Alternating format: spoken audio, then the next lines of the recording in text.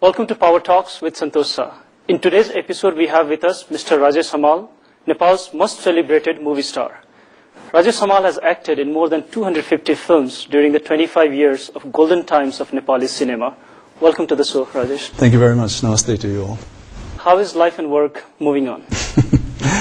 Life is generally good because I feel that I'm at a state of equilibrium, in a sense that I still have the gist and vigor of a young person, of youth.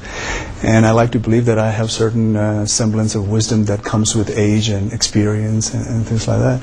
So life is generally good at this moment, at peace and in a balanced situation. As far as work goes, I cannot give you one definite answer. In one respect, it's wonderful because I've been giving consistency to my work for the last 22 plus years. So that in itself, I take it as humbly take it as an achievement. But then on the other hand, there are a lot of stones yet to be turned in the fields of cinema, especially our kinds of cinema. So I am looking forward to more changes happening in our cinema. So in terms of work, I've got this ambivalent answer. It's true, you have seen it all during the last 25 years. But at this time, when you were rising up in your career, the country went through a difficult time. We had a decade-long civil war, and we had crises of various kinds. What motivated you to keep moving on with your life and work? Basically, it's the people of this country.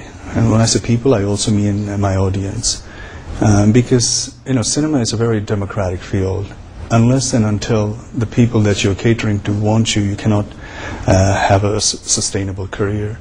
So largely, I would give the credit to the people. They are the one who motivated me, who encouraged me. And it came from all spheres or all walks of life in this country. So in that case, I consider myself very lucky because irrespective of the background, irrespective of the political beliefs, and irrespective of the ethnic background or cultural background they are from, everybody motivated and encouraged me, and that is one of the reasons why, even though the country went through certain turbulence, especially politically and socially, I was still be able to sustain because I was relating to the entire demography at large. We are proud of our people. They're very simple and charismatic in many sense, as we have people from all over, from many ethnicities. Now, our people, besides Nepali language, are also very good at learning and speaking English and Hindi. And I just have a thought. Had we made films in Hindi and English, would it not ensure us a huge market that exists just in the south in India and also internationally? My intention and my desire is to concentrate more on Nepali language films and maybe have aspects in the films which the international audience can relate to as well as the local audience can relate. But then again, if someone, if there is this section of filmmakers who wants to sort of make a Nepali film with a Nepali theme and Nepali subject in various other languages, whether it be Hindi, English, or other languages that are spoken in this country, I do not see any harm in it. But that is not the only way to reach the international audience or have our film go globally. I would like to see a film, those films as well as a film that is made in Nepali language and which also has a global interest. You do have a lot of success stories. You're somebody who understands success and consistency. But if you look in the past, we have had several international success, like with the film The Little Buddha, acted by famous Keanu Reeves, Eric Valli made Caravan that made news all over Europe and America. And we even had the movie Everest, shot on the Everest with Tenzing Norgay's son, produced by David Brashears. I mean, in the recent times, it seems we have missed out with such international opportunities. What could be the reasons?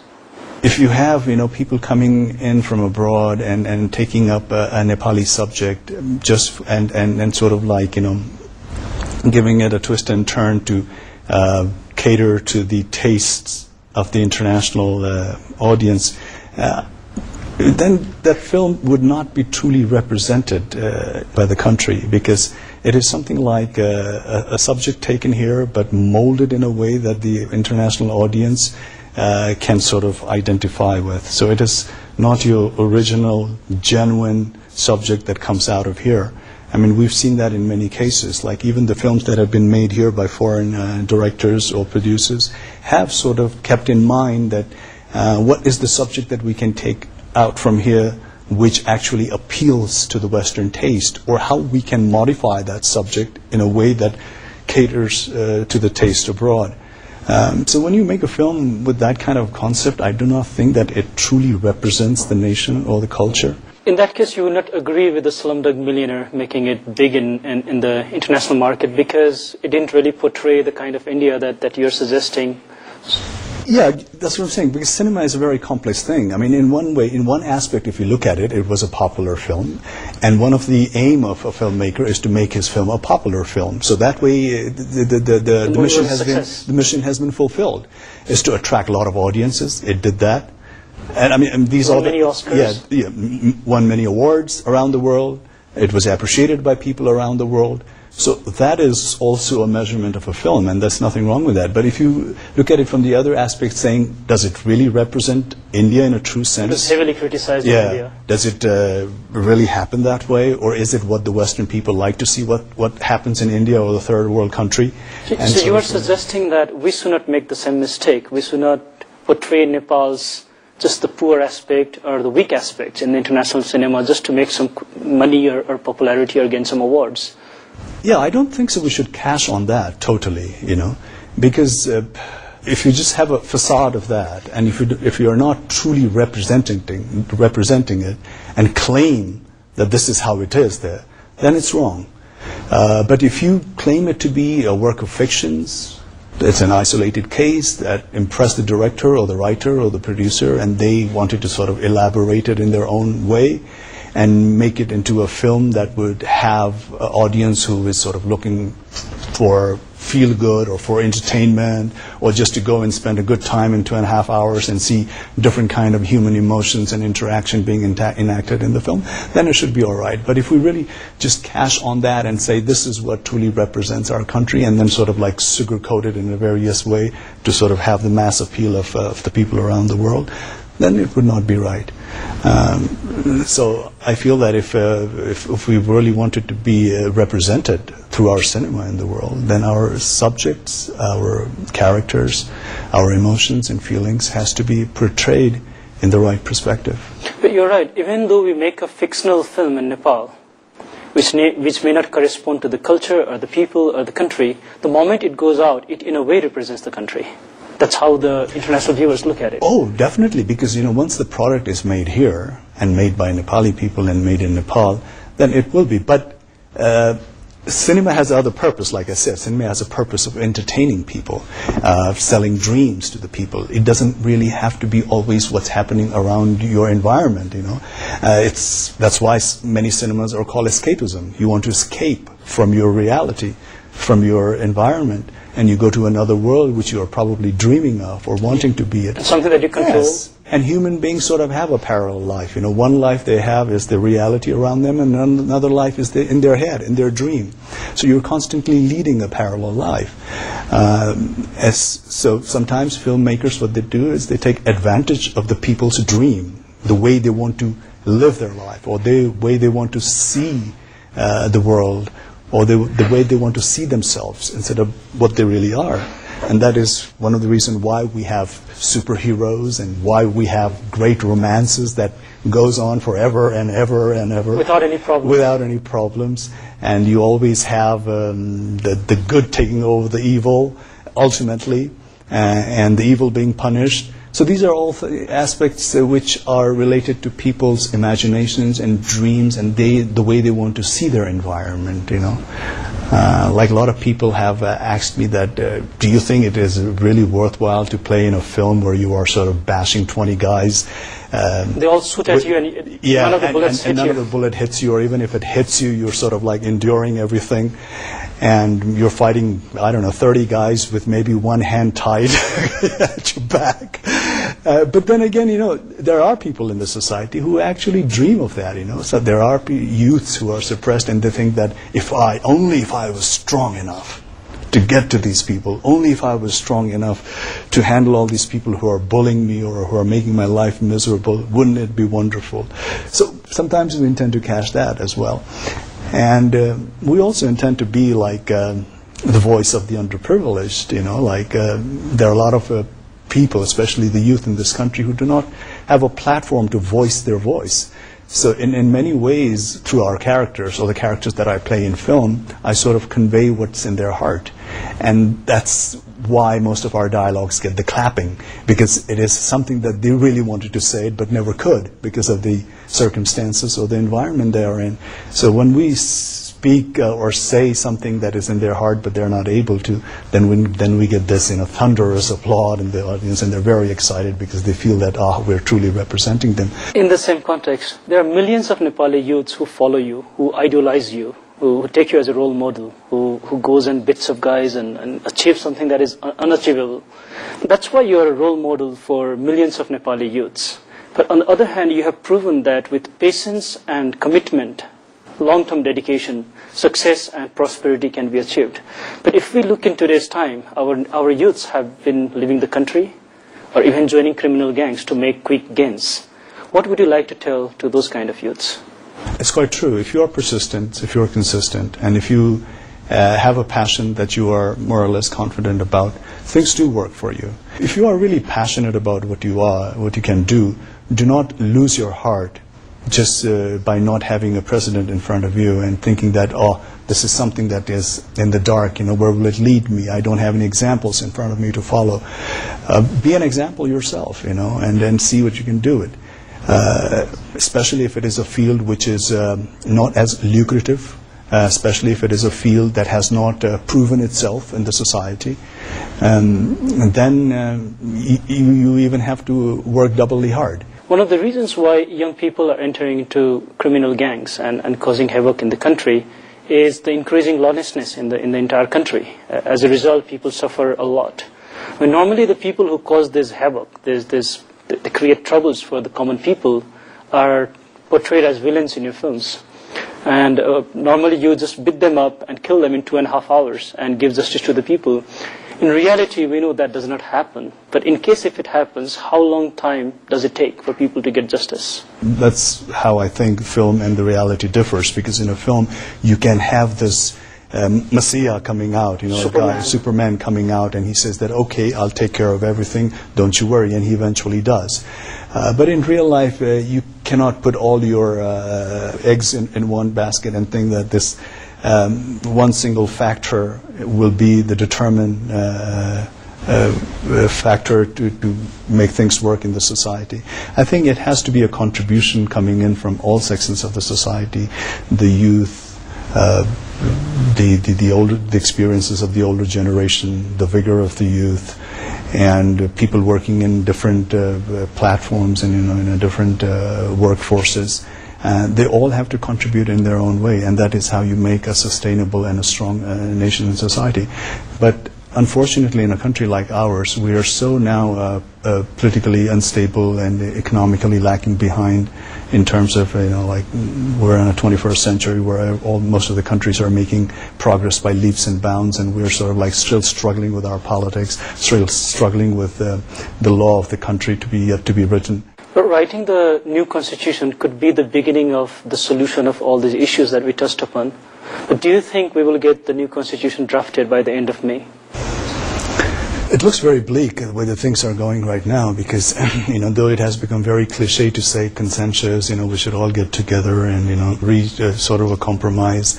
We're saying all this, but that's the only way out. No matter how cliche or mundane it sounds, or how repetitive it sounds, that is the only way. It's only through consensus, by compromising on a certain situation, that we're going to have a law of this country. Because, as you know, there are political parties with a political ideology that differs so much from one another. So if they all stick to their own political ideology and do not want to bulge an inch, then there is no way that you can have a common constitution that appeals to all spheres of the population. So I feel, and the way things are going right now, I do not see any consensus happening, because it's not only inter-party disturbances that they're having, it's also the intra-party things that they're going through. And no matter how sad or unencouraging it looks, it is the fact that we do not have a leader who is actually thinking about the entire nation and the entire population. They all have their vested interest. Since you directly or indirectly communicate with a large population of the country, I would like to propose an idea to you. Like, let's say we don't blame the idiotic politicians or unproductive bureaucrats. How about people who rely more on their own professional capacities and contribute to the nation on a civilian basis? I think that is the only way that you can make a country prosperous, by people just sticking to what they are good at.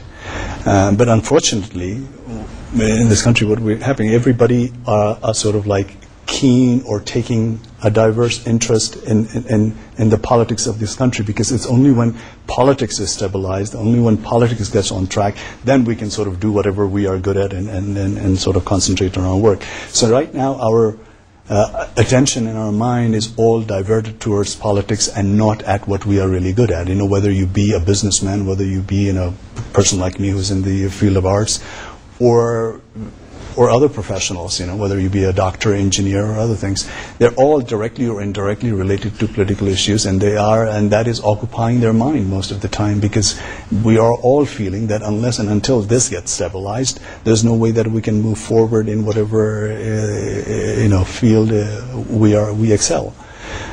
So unfortunately, most of our time is consumed by politics in this country, which is very sad, and that does not give us full time to concentrate on what we are good at. And we're not all good at politics. Politics is such a thing that I remember in my political science class, my teacher used to tell me the first thing that the first lesson he started off was, in politics, you can get away from politics, but politics will not get away from you as long as you live in the society.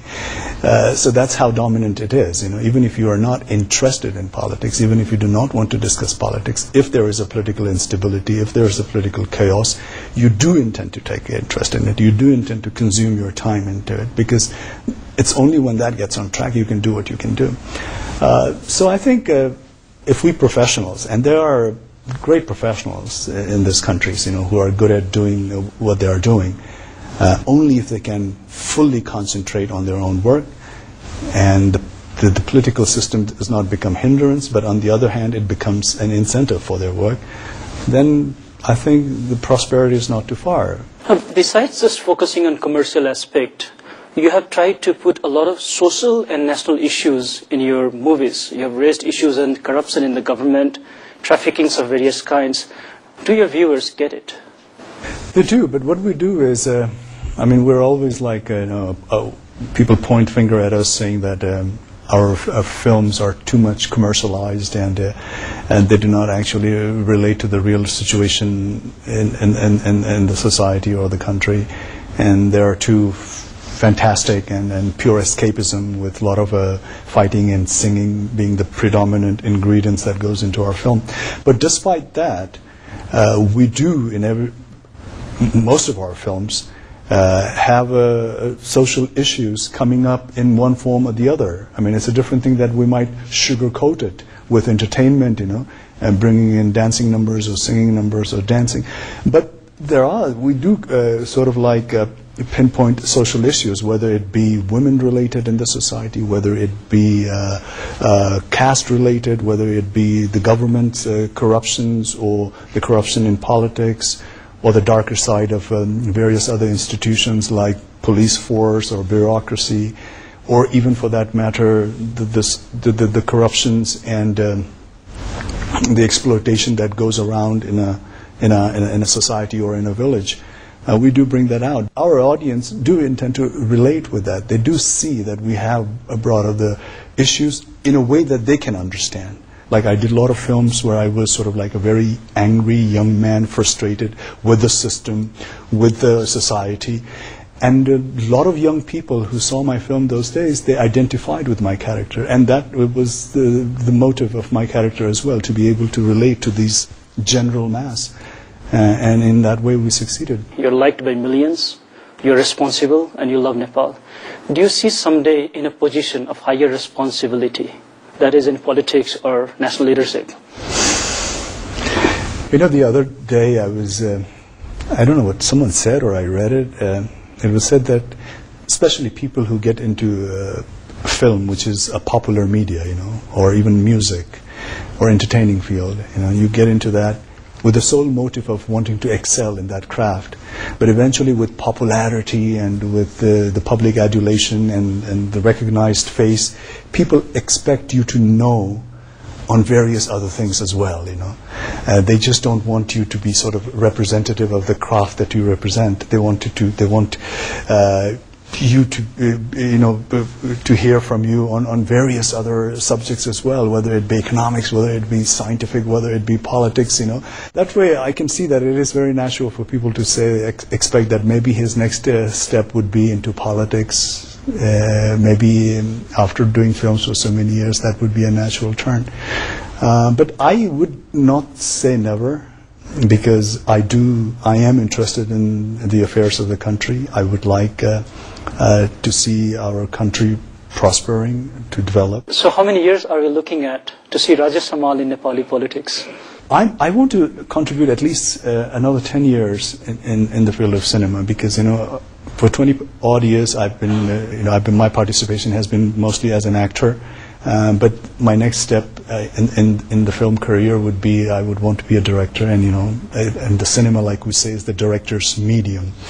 So you have the full control, and you are the captain of the ship, and whatever the product that comes out is your responsibility and your vision. So I want to have that total command over my craft, over my cinema. In 10 years, we're looking at an actor turned director, Rajesh Hamal, and then director turned politician, Rajesh Hamal. I wouldn't say no to that, yes. In distant future, politics could be in the agenda. And so I have 10 years, and I intend to utilize this making film as well as doing my homeworks on politics. I wish you best wishes for your future endeavors. It was really wonderful having you on Power Talks. Thank you very much. Pleasure being here.